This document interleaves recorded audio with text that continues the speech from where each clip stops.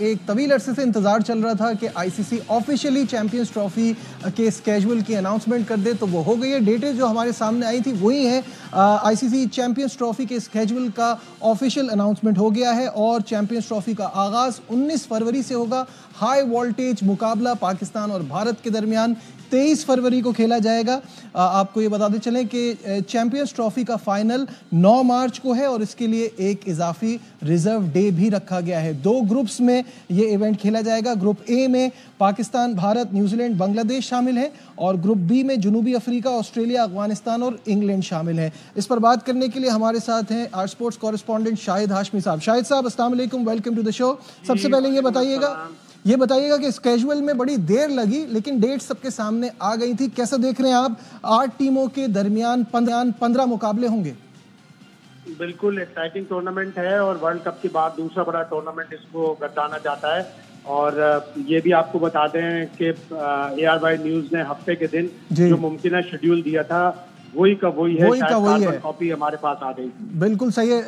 Farmer fast bowler Abdul Rauf ने भी हमें ज्वाइन कर लिया। रऊफ, अस्सलाम वालेकुम, welcome to the show. Schedule आपके सामने आ रहा है, पावर पैक मुकाबले होंगे चैंपियंस ट्रॉफी के, कैसा देख रहे हैं?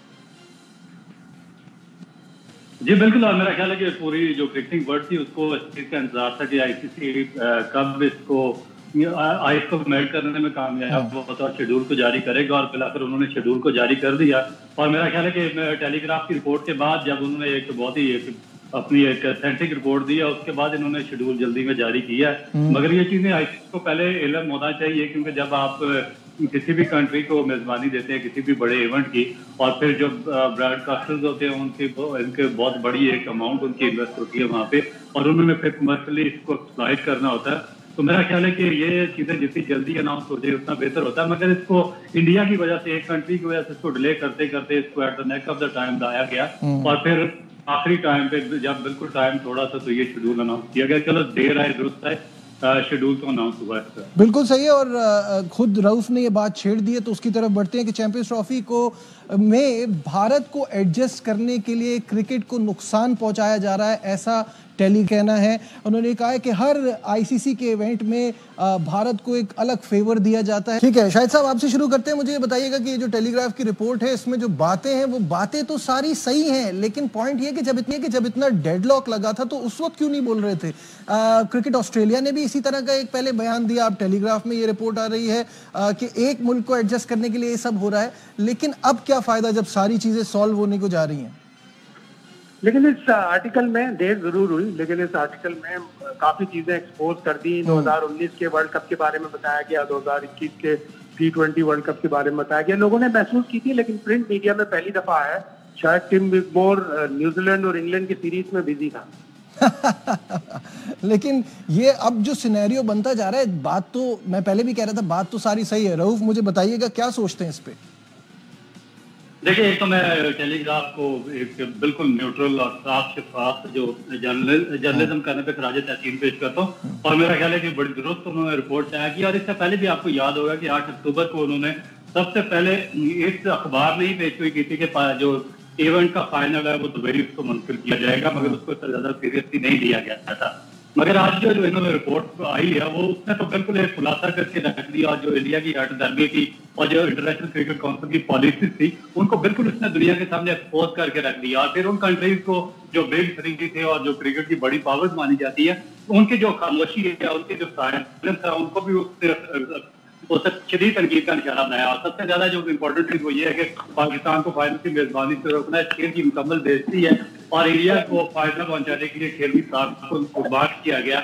और इंडिया जो है वो क्रिकेट के साथ ज्यादा कर रहा है, इंटरनेशनल क्रिकेट काउंसिल उसके अंडर में काम कर रही है। और फिर जो 2019, 20, 21 और 22 का उन्होंने हवाला दिया कि वहाँ पे जो वर्ल्ड कप हुए उसमें भी इंडिया को बहुत ज्यादा अनइवन किस्म का फायदा पहुंचाने की कोशिश की गई। और जितने भी इंटरनेशनल क्रिकेट काउंसिल के इवेंट होते हैं उसमें कोशिश की जाती है कि इंडिया को वही फायदा पहुंचाया जाए, बजाय कि जो बाकी कंट्रीज है। हालांकि as a governing body International Cricket Council का ये है कि मंशूर होना चाहिए, और उनका ये एक फर्ज है कि वो जितने भी दूसरे कंट्रीज है, जो छोटे कंट्रीज है, उनको सपोर्ट करे, ताकि वहां पे भी गेम फ्लोरिश हो, वहां पे भी जो उनके अवाम है उनको इस गेम को सपोर्ट करने और उसके साथ मिलकर काम करने में उनको मौके दिए जाए।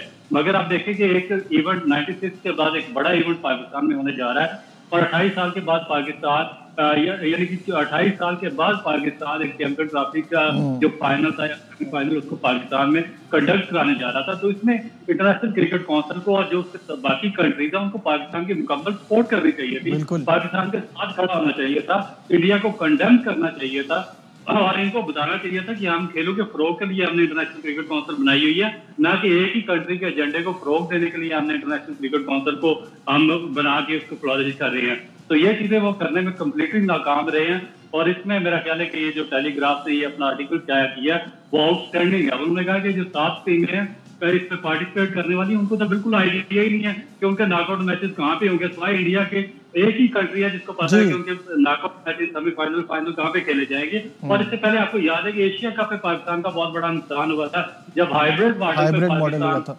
और से फ्लाई करके श्रीलंका में मैचेस खेलने जाना पड़ा और पाकिस्तान पूरी तरह वहां पे आ रहा और इंडिया वहां से भी कामयाब हुआ। बिल्कुल सही है। शाहिद साहब आपसे आखिरी सवाल मुझे ये बताइएगा कि ये जो बात की है कि एक मुल्क की इजारादारी ये बहुत ही गलत है, किसी भी खेल में ऐसा नहीं होना चाहिए, लेकिन इस पे होगा क्या आगे, इस पे नोटिस लिया जाएगा कि ये बाकी टीमों के लिए कितनी परेशानी की बात है?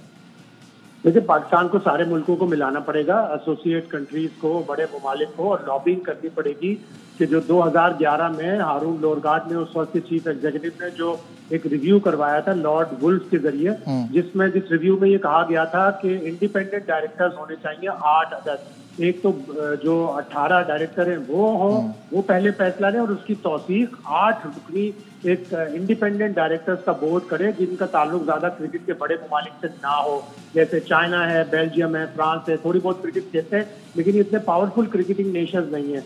वो 2011 में जो रिव्यू हुआ था उसमें ये कहा था कि 3 ममालिक की इजारादारी, उस वक्त 3 ममालिक की थी, अब सिर्फ भारत की है, 3 ममालिक की इजारादारी बिल्कुल खतरनाक है और एक ही मुल्क से क्रिकेट का सारा पैसा आना ये भी बड़ा खतरनाक है। तो उसी तरह का एक रिव्यू कराने के लिए लॉबिंग करना पड़ेगी पाकिस्तान को, श्रीलंका को और दूसरे ममालिक को। ठीक है, बहुत बहुत शुक्रिया।